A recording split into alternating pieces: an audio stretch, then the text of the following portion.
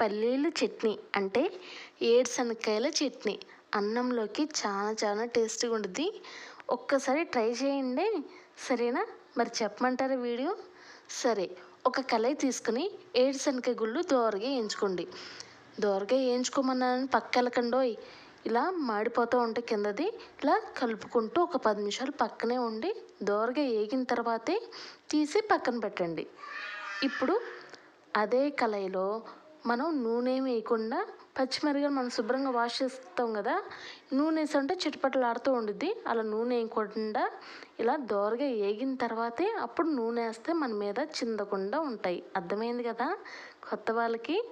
సరే, ఇప్పుడు దోరగా వేయించుకున్న తర్వాత ఒక 20 ఎల్లుల్లిపాయలు, 2 టేబుల్ స్పూన్ జీలకర్ర వేసుకుని ఒక 10 నిమిషాలు దోరగా వేయించుకోండి.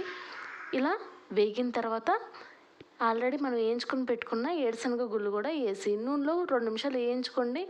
ఇక మనం టేస్ట్ తగ్గట్టు చింతపండు ఎంత వేస్తున్నారో మీరు ఒకసారి చూడండి. చూసారా, గట్టిగా మనం నొక్కితే ఇంత అయింది. అలాగే వేసేయండి. నేను ప్రతి చట్నీలో ఇంతేనండి. అర్థమైంది కదా? సరే, ఇప్పుడు దాన్ని ఒక ప్లేట్ తీసుకొని చల్లార్చుకోండి. ఫ్యాన్ దగ్గర పెట్టుకోండి. తొందరగా చట్నీ కావాలండి, లేదంటే ఇలా పక్కన పెట్టుకోండి. అదే కళాయిలో చిన్న టమాటాలు అయితే ఒక 10 తీసుకోండి. పెద్ద టమాటాలు అయితే ఒక 6 చాలండి. ఇలాగ దోరగా వేయించుకొని పక్కన పెట్టండి. అంటే పక్క సైడ్ని పెట్టి మీకు వివరంగా చూపించడానికి ఇలా పక్క జరిపానండి. కొద్దిగా కొత్తిమీర, కొద్దిగా కరివేపాకు వేసుకుని దోరగా వేగిన తర్వాత దాన్ని కూడా 10 నిమిషాల వరకు పట్టిద్దండి. దాన్ని కూడా పక్కన పెట్టండి. సరేనా? ఫ్యాన్ దగ్గర పెట్టుకొని ఇప్పుడు నేను ఫస్ట్లో వేయించుకుని ప్లేట్లో పెట్టుకున్నాను కదా, ఆ మిశ్రమాన్ని మొత్తం వేసుకోండి. జాగ్రత్తగా వేసుకోండి. చల్లారిన తర్వాతే బెటర్ అండి, లేదంటే చేయి కాలుతూ ఉంటుంది. ఇప్పుడు టేస్ట్ తగ్గట్టు సాల్ట్ వేసుకోండి. సాల్ట్ ఏం తక్కువైనా తర్వాత వేసుకోవచ్చండి. చట్నీ అనేది కొద్దిగా లైట్గా వాటర్ వేసుకోండి. ఇక ఒక్కసారి కలుపుకొని ఒక్కసారి మిశ్రమాన్ని తిప్పుకోండి మిక్సీలో. ఇలా మెత్తగా అయిన తర్వాతే మనం ఇప్పుడు టమాటాలు, కొత్తిమీర, కరివేపాకు వేయించుకుందాం కదా, అది మొత్తం వేసుకోండి.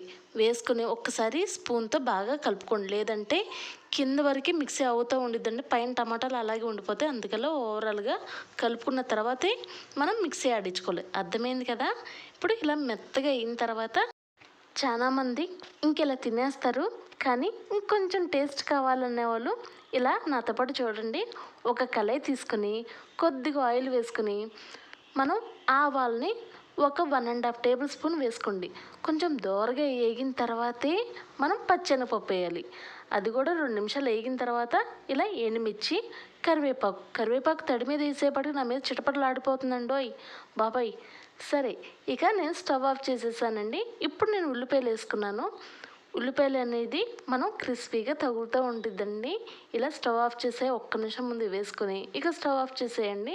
ఇలా ఓవరాల్గా కలుపుకొని ఇప్పుడు ఈ చట్నీ అనేది వేసుకోండి. మొత్తం మిక్సీలో ఉన్నది మిశ్రమం మొత్తం వేసుకొని ఓవరాల్గా బాగా కలుపుకోండి. సరేనా? పల్లీల చట్నీ అనేది ఇంతేనండి. ఎవరైనా ఇలాగే చేస్తారు. సరేనా? మీకు ఈ రెసిపీ కానీ మీకు నచ్చినట్టయితే ప్లీజ్ అండి ఒక లైక్, షేర్, సబ్స్క్రైబ్.